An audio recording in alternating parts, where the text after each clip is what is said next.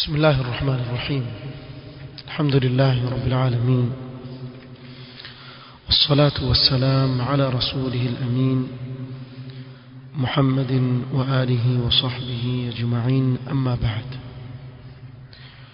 leo ikiwa ni tarehe 22 mwezi wa Dhulhijja mwaka wa 1442 بإذن الله تعالى نسأل الله التوفيق والسداد، نسأله الإعانة برحمته سبحانه. tutaanza kusoma kuanzia kikao cha leo cha baada al-asri رسالة أصول السنة للإمام أبي بكر الحميدي رحمه الله تعالى. بإذن الله تعالى tutamueleza mwandishi kama alivyoelezwa katika utangulizi tutakapokuwa tusoma sharh ambao tutaitumia بإذن الله شرح يا الشيخ عبد العزيز بن عبد الله الراجحي حفظه الله تعالى. moja kwa moja tutaingia katika muqaddima wa sharih حفظه الله. قال المقدمة: الحمد لله رب العالمين، وصلى الله وسلم على نبينا محمد وعلى آله وصحبه أجمعين، أما بعد، فإن تعلم العلم وتعليمه من أفضل القربات وأجل الطاعات، وهو أفضل من نوافل العبادة كما قرر ذلك أهل العلم. hakika kujifunza ilmu ya sheria na kuifundisha ilmu ya sheria ni miongoni mwa amali bora kabisa anazojikaribisha nazo mja kwa Mola wake. Ni katika taa tukufu mbele ya Allah subhanahu wa ta'ala. وهو أفضل من نوافل العبادة، na kutafuta ilmu ni bora kuliko ibada za sunna, kama kwa mfano swala za sunna, somo za sunna. Ingawa hapa napendelea kutoa tambihi, kuna baadhi ya tulabi ilmu wakisikia maneno kama haya wadhania kuwa yeye akitafuta ilmu atosheleka kutokamana na kutekeleza nawafil al-ibadat, ukamwona haswali sunna za qabliya wala baadia, hafungi somo za sunna. Akiulizwa ni kwa nini, asema mimi nafanya amali ambayo ni bora kuliko nawafil al-ibadat. Hapa ni katika hali ya kufadhilisha baina ya amali moja na nyingine, si katika hali ya kukwambia fanya hii usifanye, kwa sababu katika tawfik Allah subhanahu wa ta'ala anayompa mwanafunzi ni kuwa wakati anapoitafuta ilmu awe atajibidiisha katika kukithirisha kufanya ibada, na kila akikithirisha kufanya ibada ndio kadri ambavyo Allah subhanahu wa ta'ala amsahilishia ilmu. Na miongoni mwa ibada tukufu ambazo mwanafunzi atakikana ashikamane nazo sana ni ibada ya kukithirisha kusoma kitabu cha Allah subhanahu wa ta'ala, kuisoma Qur'an. Kwa kadri ya vile unavyoisoma Qur'an ndivyo Allah atakavyokufungulia wewe katika ilmu ya kisheria, na kwa kadri unavyokaa mbali na kitabu cha Allah subhanahu wa ta'ala ndio kadri unavyopunguza kiwango cha ilmu ambacho utakuwa mwenye kukipata katika ule wakati unaotafuta ilmu. Kwa ilmu yahitaji ibada.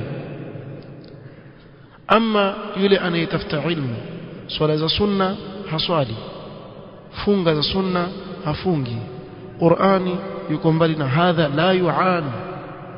Vipi utaka i'ana kwa Allah subhanahu wa ta'ala wakati wewe hujikaribishi kwa Allah subhanahu wa ta'ala kwa kutekeleza ibada kama hizi za sunna?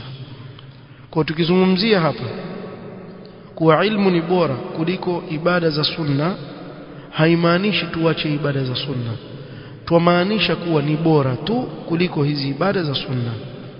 Kwa hivyo mtu ashikamane na ilmu na ashikamane na ibada za sunna huku akijua kuwa ilmu ni bora zaidi. Hiyo yatosha, kama qarrara dhalika ahlul ilm. Qala wal muradu bil ilmi التي وردت النصوص في فضله وشرفه. سواء المراد بالعلم الذي الله أعلم وردت النصوص في فضله وشرفه العلم بالله وأسمائه وصفاته وبدينه وبالحلال والحرام. كلا ukisoma nas katika Qur'an ama sunna ya Mtume sallallahu alaihi wasallam ambayo yazungumzia fadhila ya ilmu, ujue ilmu inayokusudiwa pale ile iliyo na utukufu ni ilmu ya kumtambua Allah kwa majina yake na sifa zake, ilmu ya kuijua dini ya Allah subhanahu wa ta'ala na kuijua halali na haram. Ndio ilmu iliyokusudiwa ikitajwa fadhila ya ilmu katika Qur'an na Sunna. Ama ilmu za kidunia, ilmu za kidunia ni ulum mubaha, ni mubah, bimaana mtu aweza kuisoma ilmu ya dunia kwa ajili ya dunia yake na hapati dhambi katika hilo. Asoma kwa mfano kuwa muhandis, engineer, ili afanye kazi apate pato lake la kidunia kupitia kwa kazi kama hilo, la bas. Aweza kusoma uinjinia akaufahamu uinjinia kisawa sawa, kisha akafanya kazi yake, hapati dhambi katika hilo. Lakini kwa mfano mtu akatafuta ilmu ya dini ili aifanye ilmu ya dini ndiyo njia yake ya kupata dunia, huyo apata nini? Apata dhambi. Kwa sababu hili huwezi kulitafuta isipokuwa kwa ikhlas. Ilmu ya dini haifai kuitafuta isipokuwa kwa ikhlas, iwe ni kwa ajili ya Allah, kwa sababu ni ibada. Ama ilmu ya dunia ni mubah. Na hata ukasoma kwa mfano kiasi gani katika ilmu ya dunia, haiwezi kukuelekeza wewe katika kujua namna ya kumwabudu Allah subhanahu wa ta'ala. Bimaana huwezi leo ukasoma udaktari ukajua kuswali, sababu daktari hufundishwa mambo mengine. Huwezi leo kwa mfano ukasoma uinjinia ukawa injinia wewe kisha ukajua kwa uinjinia wako kujua kufunga, waweza? La. Ile ni ilmu nyingine yahusiana mambo ya kidunia na ni ilmu mubah. Mtu akitafuta ikiwa nia yake itakuwa ni nzuri, bimaana kwa mfano aisoma ili kusaidia waislamu, kwa mfano kama daktari, ana ajiri yake kwa ile nia yake nzuri. Na hapo hapo akitia nia kuwa mimi nasoma kwa ajili ya dunia yangu, la basi, yupata dunia yake bila kupata nini? Dhambi. Hii ilmu tunaoisoma ya kisheria ni lazima unapoisoma uwe na ikhlas, waisoma kwa ajili ya nani? Allah subhanahu wa ta'ala, ni ibada. Nafikiri muone tofauti. Kwa asije mtu akakudanganyeni kwa sababu wewe umepata PhD kwa mfano kwenye agriculture, akakwambia wewe ndio unayekusudiwa hapa, inma yakhsha Allah min ibadil ulama. Akudanganya, akudanganya. Ilmu yako agriculture nenda kalime, na ilmu yako ya petroli nenda kachimbe visima vya petroli kule utoe petroli, hakuna shida yote. Ni khairi pia wanufaisha waja wa Allah, lakini sio ilmu inayokusudiwa katika kitabu cha Allah na sunna ya Mtume sallallahu alayhi wasallam. وقد رفع الله تعالى قدر العلماء وشأنهم فقال تعالى: يرفع الله الذين آمنوا منكم والذين أوتوا العلم درجات. na Allah akanyanyua cheo cha wanaovioni na jambo lao, akasema katika kitabu chake: yarfa'illahu alladhina amanu minkum, Allah huwanyanyua wale walioamini kati yenu nyinyi. Lakini hapo hapo katika wale walioamini, walladhina utul ilma, katika wale walioamini, wale waliopewa ilmu ya sheria ya Allah wakamtambua Allah na sheria yake, darajat, hawa atawanyanyua daraja nyingi, hakutaja idadi yake, kuonyesha fadhila kubwa alikuwa nayo. وقرن سبحانه وتعالى شهادة العلماء بشهادته وشهادة ملائكته على أجل مشهود به وهو وحدانية الله سبحانه وتعالى. na Allah akaiweka shahada ya wanawavyuoni pamoja na shahada yake na malaika wake katika jambo tukufu kabisa la kushuhudiliwa ambalo ni tauhid. قال تعالى: شهد الله أنه لا إله إلا هو. shahada ya kwanza ya nani? Allah. Ashuhudilia kuwa hapana anayepasa kuabudiwa kwa haki isipokuwa yeye peke yake. Tena wal malaikatu, bimaana malaika pia washuhudia hilo. Allah akasema wa ulul ilmi, na wanawavyuoni. Kwa akaweka shahada ya wanawavyuoni pamoja na shahada yake na nani? Na malaika wake. Na wallahi hiki ni cheo kikubwa sana amewanyanyua Allah wanawavyuoni, kikubwa sana, kuiweka shahada yake na malaika wake na wanawavyuoni kuwa ni moja. شهد الله أنه لا إله إلا هو والملائكة وأولو العلم قائما بالقسط لا إله إلا هو العزيز الحكيم. ابن القيم رحمه الله katika kitabu chake Miftahu Daris Saada ameeleza faida nyingi sana katika hii aya moja, namna Allah alivyowafadhilisha wanaovyuoni kwa kutaja shahada yao katika hii aya. Waweza kurejelea ukapata faida. وبين سبحانه وتعالى أنه لا استواء بين أهل العلم وغيرهم. na Allah subhanahu wa ta'ala akabainisha kuwa hawako sawa wale walio na elimu ya kumtambua Allah na sheria yake na wengine, hawawezi kuwa sawa. Faqala ta'ala, Allah akibainisha hilo wasema qul hal yastawi alladhina ya'lamuna walladhina la ya'lamun, sema je, wako sawa wale wanaojua na wasiojua?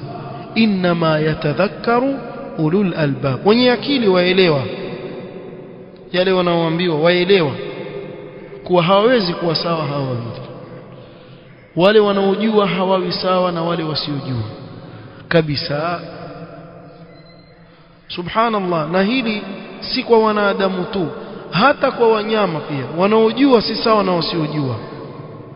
na hili Allah akalizungumza katika suratul Maida alipozungumzia kuhusu wale wanyama wanaotumiwa katika kufanya nini? Kuwinda. wama allamtum min aljawarih mukallibina tuallimunahunna mimma allamakum Allah fakulu mimma amsakna alaykum wadhkuru isma Allahi alayhi. Kwa mfano mbwa ukamfundisha kuwinda. Kwa ukiona kiwindo ukasema bismillah, ukamwachilia yule mbwa akaenda akamshika yule mnyama ambaye ushamfundisha namna ya kuwinda, katika kumkamata yule mnyama kiasi cha wewe kufika pale yule mnyama akawa shafanya nini? Ashakufa. Fahamu, mkufa yule mnyama. Kwa kuwa huyu mbwa umemfundisha kuwinda, itakuwa kumla yule mnyama nini? Halal, sio? Si amekuindia yule mnyama sababu mfundishwa. Haya kukatokea mbwa mwingine, wakati huyu wamfukuza yule mnyama akatokea mbwa mwingine, wakawa wamfukuza pamoja, wakaenda mbali huko wakamkamata kule yule mnyama. Wewe ukija wamkuta mnyama kule ashaanguka, sasa amekufia pale, na mbwa wawili wamesimama, mmoja mbwa jahil na mmoja mbwa na elimu. Mbwa wawili wamesimama pale. Ile nyama ya hukumu yake nini? Hujui yupi alimwinda, hukumu yake itakuwa ile nyama nini? Kwa sababu ya yule jahil hufai kuila. Si wafahamu? Hata kwenye mbwa pia yule jahil aleta balaa. Maadamu hujui ni yupi alimwinda, itakuwa ile nyama kuila nini? Ni haramu, kwa sababu hujui ni yupi aliwinda. Inawezekana kuwa ni yule jahil aliyewinda, na hairuhusiwi kula kiwindo kilichowindwa na mbwa jahil. Kwa Allah subhanahu wa ta'ala hakusawazisha hata baina ya mbwa aliye na elimu ya kuwinda na asiyekuwa na elimu ya kuwinda. Huyu itafaa kula kiwindo chake, huyu haifai kula kiwindo chake. Nafikiri iko wazi. Haiwezekani anayejua kuwa sawa na asiyejua. Qala wa ahlul ilmi billahi hum ahlu khashyatihi alkamila.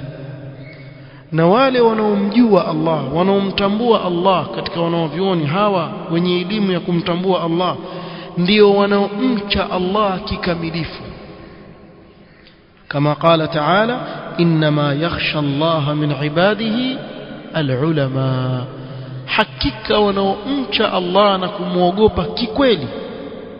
Khashya ni kuwa aogopa kwa elimu, ajua kile anachokiogopa na kukitambua. Hao ni wanaovioni tu. ومعلوم أن كل مؤمن عنده أصل الخشية بتقوى الله عز وجل نجامب أمبال لجلكانك وكل مؤمن أصل يولئ شمه أنايو سبب سنجك ومؤمن كما هموغوبي الله لأن من لم يخشى الله فليس بمؤمن أما هموغوبي الله تكوى مؤمن هو مؤمن فالمؤمن وإن كان عاصيا لكن عنده أصل الخشية مؤمن هي فائدة مهمة sana mu'min hata akiwa ni mtu wa maasi ni lazima katika moyo wake kuna kiwango fulani cha kumuogopa Allah. Nafikiri naeleweka. Ingelikuwa hana kumuogopa Allah asingekuwa nani? Asingekuwa Muislamu kamwe. Sababu haiwezekani mtu hamuogopi Allah subhanahu wa ta'ala kisha awe ni Muislamu mu'min. La. Hapa tupata faida kwa sababu khawarij wao wamemtoa sahibul kabira kutoka katika nini? Daira ya Uislamu. Na kuna wengine waita kufru neema kama al-ibadiyya wao waita kufru neema, lakini fil akhirah yukhalladu fi an-nar, wasema hivyo atakaa milele motoni. Kwa ni kuchezea watu tu ile lafdhi kaibadilisha hapa, kumbe kule wamtia motoni milele, si ndio kafiri huyo? Wakiulizwa kwa nini wasema janna uiddat lilmuttaqin, janna imeandaliwa wenye kumcha Mungu peke yake. Hao wengine kama wewe humchi Allah kisawa sawa, wewe huingii peponi, sio fahamu? Tusema kuwa kila Muislamu ni taqi, lakini kiwango cha takwa cha tofautiana. Kwa ushahidi gani? Una dalili gani kuwa kiwango cha takwa cha tofautiana? Qaulullah subhanahu wa ta'ala, inna akramakum 'inda Allahi atqakum, bimaana kuna tofauti katika watu baina yao katika nini? Takwa. Yule anayemcha zaidi Allah subhanahu wa ta'ala huyo ndiye mbora zaidi. Mfahamu? Nafikiri Abu Bakar takwa yake ni sawa na Umar Khattab radhiallahu anhu. Bila shaka tuseme kwa Abu Bakar takwa yake iko wapi? Iko juu ya Umar Khattab radhiallahu anhu. Ndio maana akawa yeye ni mbora katika huu umma baada ya nani? Baada ya Mtume sallam.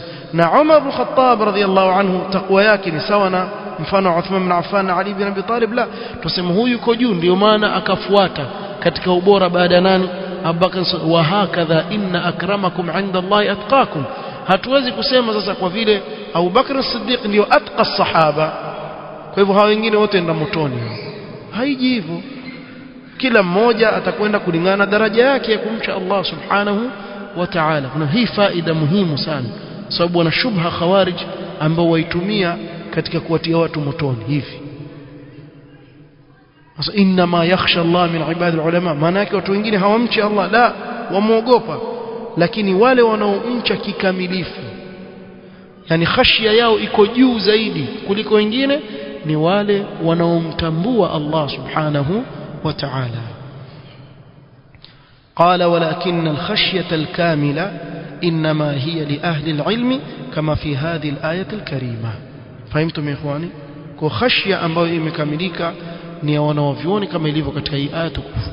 Qala wa fi muqaddimati alulama, na katika wale waliokuwa mbele katika wanaovioni wanaotangulia wanaovioni, anbiyaullahi wa rusuluhu alayhimus salatu wassalam, mitume wa Allah alayhimus salatu wassalam.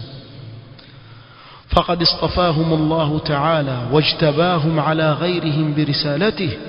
الله amewachagua hawa mitume wa Allah kwa ajili ya kuwapa nini? Risala yake waifikishe kwa watu. Fahum akhsha an-nas wa atqahum lahu azza wa jalla wa a'lamuhum bihi subhanahu wa ta'ala. Wao mitume wa Allah ndio wanaomcha zaidi Allah kuliko mtu yote mwingine. Wao ndio wanaomcha zaidi Allah subhanahu wa ta'ala, bali na wao ndio wajuzi zaidi wa kumtambua Allah subhanahu wa ta'ala kuliko mtu yoyote, kwa sababu wao ndio wanaowafundisha watu ni nani Allah subhanahu wa ta'ala.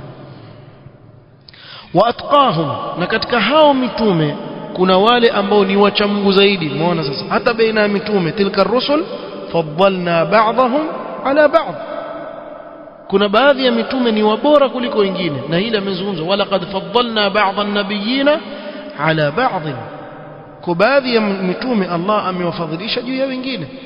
Kwa hiyo katika hawa mitume wa Allah wanaomcha Mungu zaidi, maana yake wengine hawamchi Mungu, la, lakini wale waliokuwa katika daraja ya juu zaidi nani?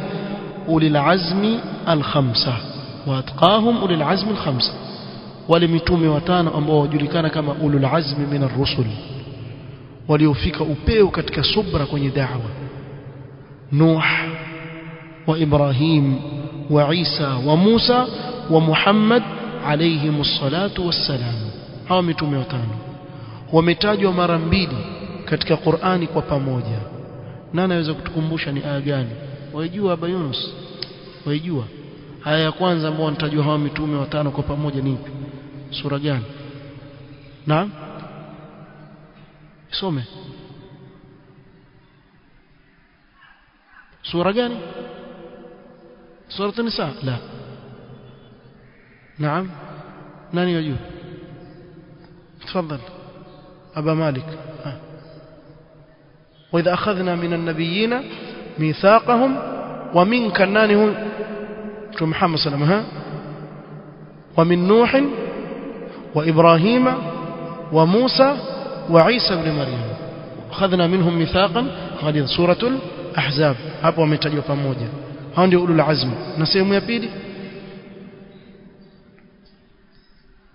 شرع لكم من الدين، بارك الله فيك ما شاء الله زادك الله علما، شرع لكم من الدين ما وصى به نوحا والذي أوحينا إليك. hapa wangapi hao? wawili. وما وصينا به نعم إبراهيم وموسى وعيسى بن مريم. hizi aya mbili, aya sura al-Ahzab na aya sura ash-Shura, wametajwa hawa mitume ulul azmi watano kwa pamoja katika hizi aya mbili za Qur'an. Kwa hawa ulul azmi min ar-rusul, hawa ulul azmi min ar-rusul ndio atqa ar-rusul, wacha Mungu zaidi. falahum an-nasibu al-awfar min al-khashyati wat-taqwa akthar min ghayrihim, zaidi kuliko wengine katika mitume wana nasibu zaidi ya kumcha Allah. kisha wa akhsha ulil azmi al-khamsa, na wale wanaomcha Allah zaidi katika hawa watano al-khalilani. al-khalilani nani? qala Ibrahim wa Muhammad alayhim as-salatu was-salam, wattakhadha Allahu Ibrahima khalila. na pia mtu inna Allah qad ittakhadha sahibakum khalilan kama ittakhadha Ibrahima khalila. yani mimi pia Allah subhanahu wa ta'ala amechukulia ni khalil, kipenzi chake Allah subhanahu wa ta'ala. na hii nafasi ni wawili pekee yake wamepewa, Ibrahim na mtume wetu Muhammad sallallahu alayhi wasallam. wa akhshahuma, na katika hawa wawili anayemcha Allah na kumwogopa zaidi, wa atqahuma wa a'lamuhuma billahi nabiyuna wa imamuna wa qudwatuna Muhammadun alayhi salatu wassalam. yeye yuko daraja ya juu zaidi ya taqwa kuliko Ibrahim alayhi salatu wassalam. ثم يليه جده إبراهيم عليه الصلاة والسلام، كيش يوفواتوا نبابو ياكي إبراهيم عليه الصلاة والسلام.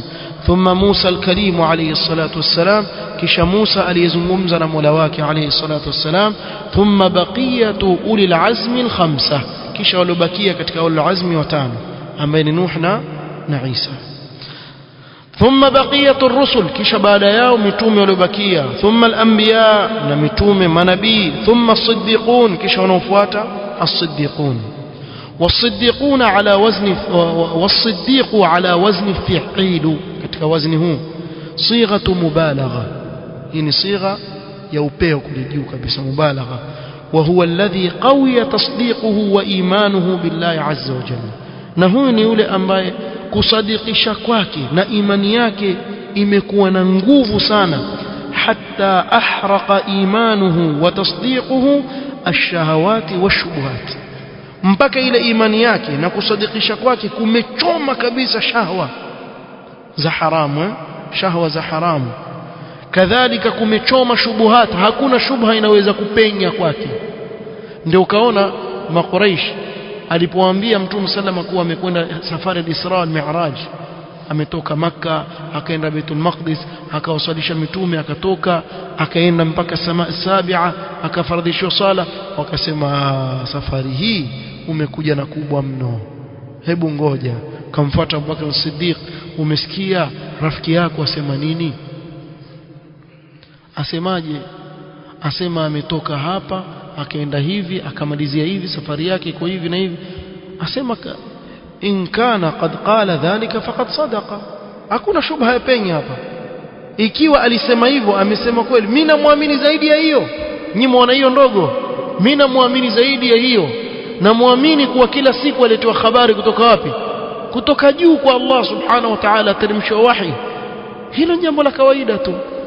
Kwa hiyo halikumtikisa hilo, halikumtikisa. Na Siddiq amefika daraja ya juu kabisa, hawezi kutikisika na shahwa za haram wala hatikisiki na nini, na shubuhati. Ndio hapa akasema fala ya'sarru as-siddiq ala ma'siyah. Hii nilivyoeleza hapo ni sentence hapa, sikuielewa. Atakayeelewa inshallah lahu minni jaiza, jazahu Allahu khairan.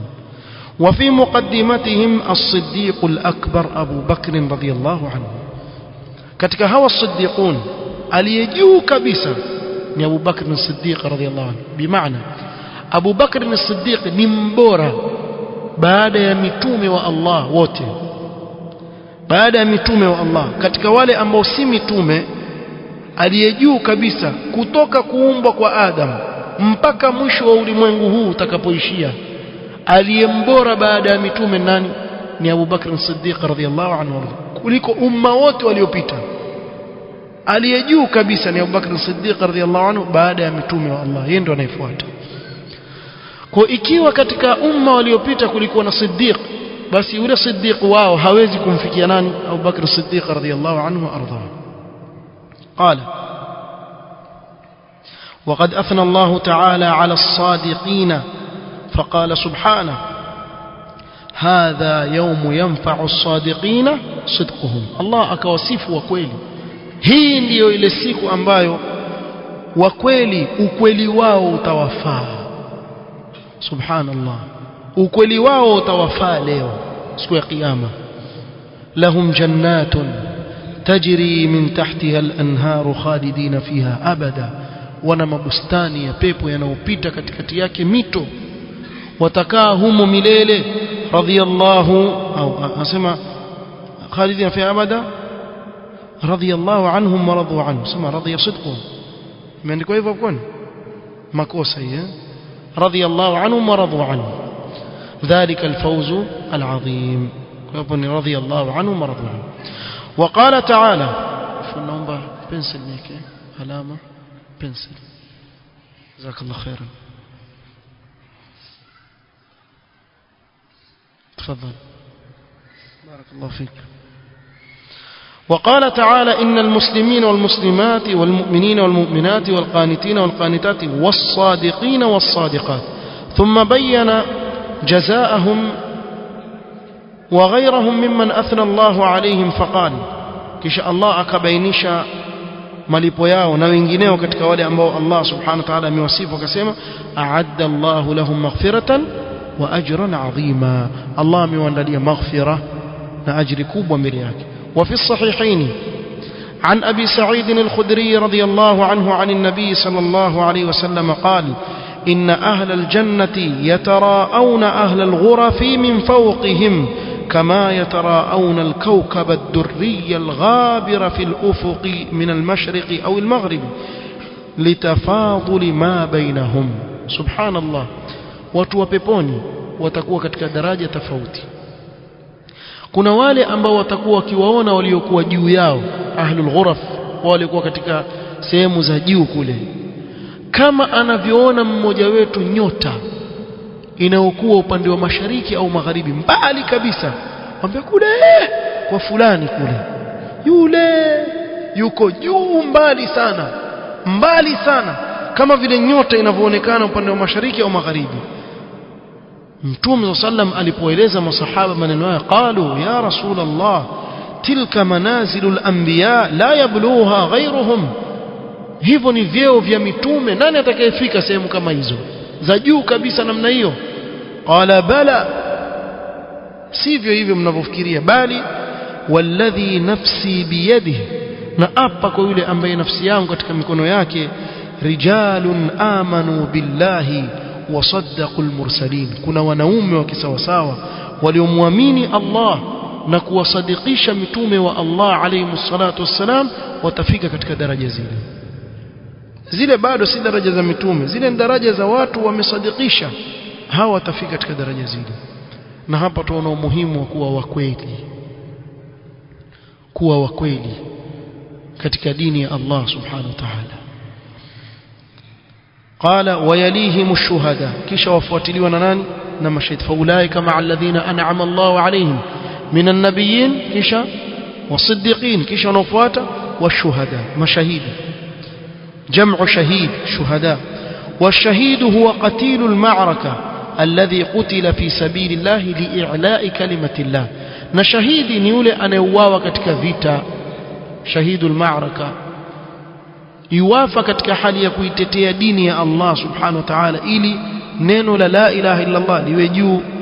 فبذل الشهيد أغلى ما يملك الإنسان وهي نفسه التي بين جنبيه لله عز وجل، وقدم مرضاة الله ومحبته على نفسه. وسبب شهيدي amejitolea kile ghali anachomiliki ambao ni nafsi yake kwa ajili ya nani? Allah subhanahu wa ta'ala. Ameitoa nafsi yake kwa ajili ya Allah na akatanguliza kinachomridhisha Allah na anachokipenda Allah juu ya nafsi yake. Na pamoja na kuwa huyu ndiye shahidi katika asli, lakini shuhada hadhi al-umma kathirun, mashahidi katika umma ni wengi, kama alivyoeleza Mtume sallam.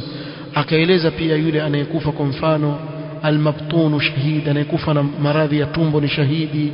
Walladhi yamutu walghariqu shahid, anayekufa maji pia ni shahidi.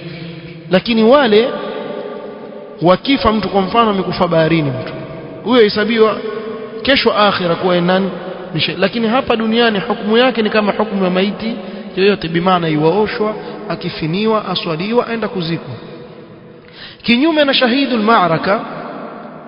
ma'raka haoshwi wala hatolewi zile nguo zake anazokufia nazo, bali atafunikwa sanda juu ya nini? Juu ya zile nguo zake, akiwa na damu zake. Kisha si lazima kumswalia, bimaana muweza kuacha kumswalia, aweza kuswaliwa, aweza kaacha kuswaliwa, kisha aenda azikwa. Huu ni shahidul ma'raka. Lakini usije ukamwona mwingine ambaye ameingia katika ile hadithi ya kuwa idhan shuhada ummati la qalil, kama alivyosema Mtume sallam, kisha akataja al-mabtunu shahid, akataja wallati tamutu ma'a waladiha jam'a, au kama qala sallam, mwanamke anayekufa akiwa na mtoto tumboni shahida. Haya ameyataja Mtume sallam, lakini hawa hukumu yao hapa duniani ni kama mtu yoyote wa kawaida, aoshwa, avikwa sanda, aswaliwa, azikwa. Kesho siku ya kiyama biidhnillahi ta'ala, ikiwa Allah amemtakabalia, atamfufua pamoja na nani? Na shuhada. Tumeelewana hapa nafikiri? Naam. Qala thumma yalihimus salihun, kisha wanaofuata baada ya shuhada ni watu wema. faulaika ma'a alladhina an'ama Allahu alayhim minan nabiyyin was-siddiqin wash-shuhada was-salihin wa hasuna ulaika rafiqa. Qala wan-nasu arba'u asnafin, thalathun min al-mu'minin wa sinfun min al-kuffar. Na watu wako namna nne. Namna tatu ni katika waumini, kisha kuna aina moja ni katika nani? Makafiri.